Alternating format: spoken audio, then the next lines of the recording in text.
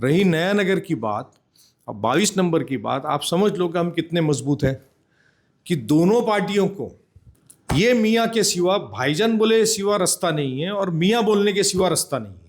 मैं तराजू का बीच का स्तंभ हूँ, दोनों जगह पेंडुलम होता है, बरोबर है ना?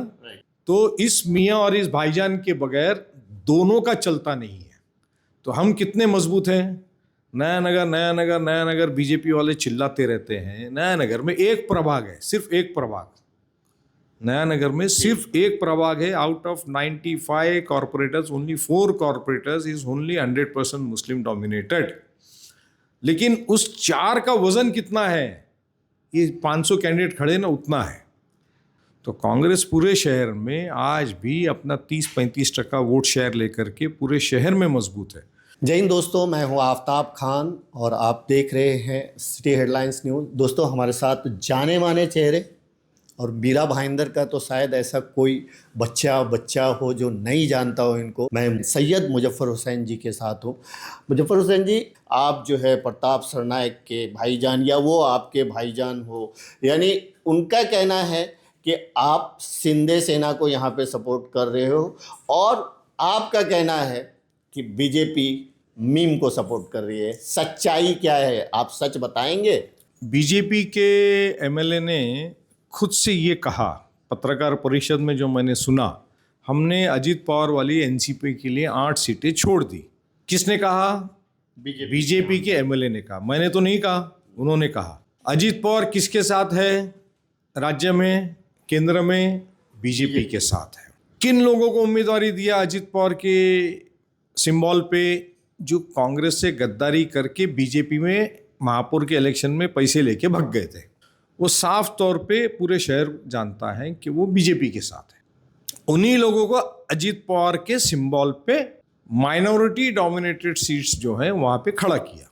सिर्फ उतना ही नहीं, जो बातें कान पर आती है, जो सुनाई देती है कि भाई एमआईएम को भी डालो, इंडिपेंडेंस को भी डालो, वंचित आघाड़ी को भी डालो, शरद पवार वाले कैंडिडेट्स को भी डालो, ताकि माइनॉरिटी वोट्स का विभाजन हो।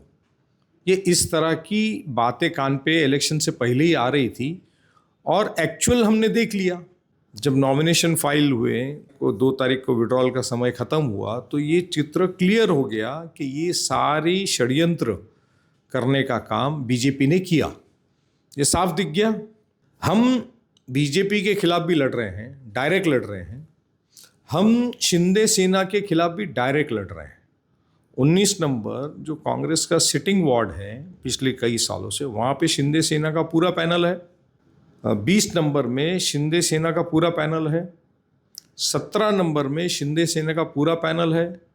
13 में शिंदे सेना का पूरा पैनल है। 14 में शिंदे सेना का पूरा पैनल है। 2 में शिंदे सेना का पूरा पैनल है। 4 में शिंदे सेना का पूरा पैनल है। 24 में शिंदे सेना का पूरा पैनल है। तो पूरे शहर में हम शिंदे सेना के खिलाफ लड़ रहे हैं, हम बीजेपी के खिलाफ लड़ रहे हैं, हम शरद पवार के दोनों शरद पवारों से लड़ रहे हैं, हम वंचित आघाड़ी से लड़ रहे हैं, हम एमआईएम से लड़ रहे हैं, हम इंडिपेंडेंट से लड़ रहे हैं। बीजेपी कर रही है क्या ऐसे सब जगहों से? क्या शिंदे कर रही है क्या ऐसे सब जगहों से? तो हाथ किसके मिले हुए हैं अंदर से, ये लोग जानते हैं। 22 में क्यों नहीं है? उनके कैंडिडेट नहीं होंगे। छुपी युति का क्या मतलब है? नहीं, 8 में 22 में उनके पास कैंडिडेट नहीं होंगे।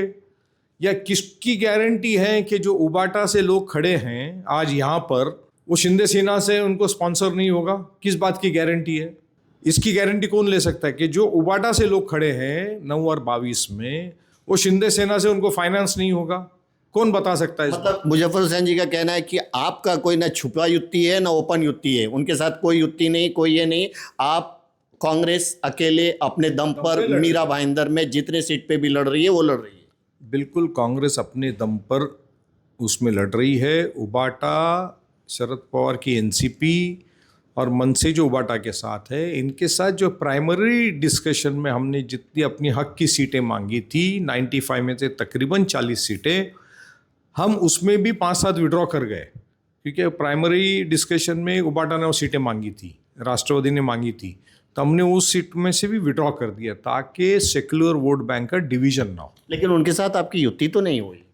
नहीं, युति नहीं हुई, लेकिन स्टेट के अंदर हम अगाड़ी में साथ में हैं, और इसलिए इन प्रिंसिपल जब आप कुछ चीज़ अलायंस में डिस्कशन करते हैं तो टिल द एंड आपने उस प्रिंसिपल पे कायम रहना चाहिए, तब जाके अगाड़ी पोस्ट इलेक्शन भी टिकती है।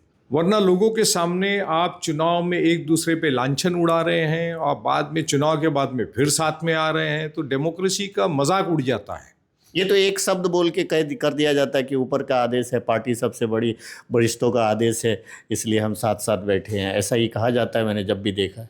नहीं, इसीलिए कि कल उठ करके हमको वरिष्ठ का आदेश भी आएगा तो मुजफ्फर हुसैन ने कम से कम कांग्रेस की तरफ से वो मर्यादा का पालन किया है, उस मर्यादा का पालन किया है, और आवाम जो है, जनता जो है शहर की, वो देख रही है कि किसने किस मर्यादा का पालन किया है। कांग्रेस 22 नंबर में कितनी मजबूत है इन सब के आने के बाद भी?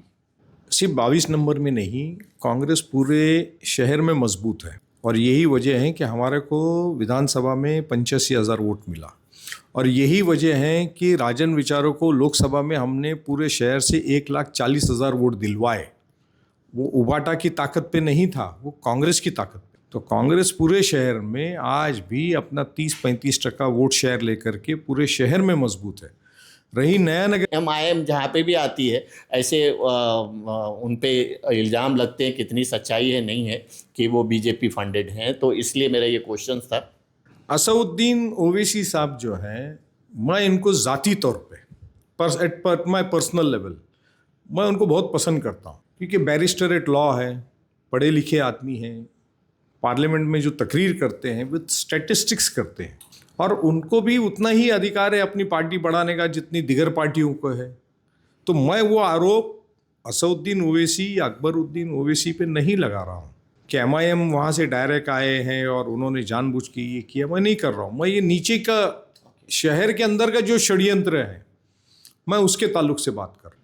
मगर एक बात तो साफ है कि मीम के बगैर, मियाँ के बगैर ये शहर की राजनीति चल नहीं सकती। इसीलिए भाईजान अभी बहुत चर्चे में है। हम तो है भाईजान, भाईजान का मतलब होता है बड़ा भाई, मराठी में बोलते हैं दादा, तो हम तो है बड़े भाई, तो दोनों को मानना पड़ेगा कि हम बड़े भाई हैं, और हमारे बगैर शहर की राजनीति नहीं चल सकती। ये बात वो लगातार एक दूसरे पे जो लांछन कर रहे हैं और एक दूसरे को ये दिखाने की कोशिश कर रहे हैं कि ये मुसलमानों के साथ है, ये मुसलमानों के, दोनों मुसलमानों के साथ नहीं है, दोनों को तकलीफ इस मुसलमान की है, और वो अपनी राजनीति की रोटी सेकने के लिए मियाँ भी कह रहे हैं, भाईजान भी कह रहे हैं। ये सारा तमाशा चल रहा है शहर में। तो दोस्तों, ये थे मुजफ्फर हुसैन जी, और इन्होंने एक मिसाल जो दी, बैरिस्टर असदुद्दीन ओवैसी, जिस तरह से नपा तोला उनका बयान होता है, कभी कभी उनका बयान भड़कीला भी होता है, बहुत अच्छा है। मैं ये कहूँगा कि एक बहुत ही समझदार, बातों को की समझ रखने वाले, शहर की समझ रखने वाले, लोगों को समझने वाले, बहुत ही पढ़े लिखे जानकार नेता है मुजफ्फर हुसैन जी। ये जब भी अगर कोई बात रखनी होती है तो बड़े ही शालीनता से अपनी बात रखते हैं। पॉलिटिक्स को इतना ये नीचे गिराते हुए मैंने इनको कभी नहीं देखा कि पॉलिटिकल लीडर्स की फैमिली तक वो चले जाएं।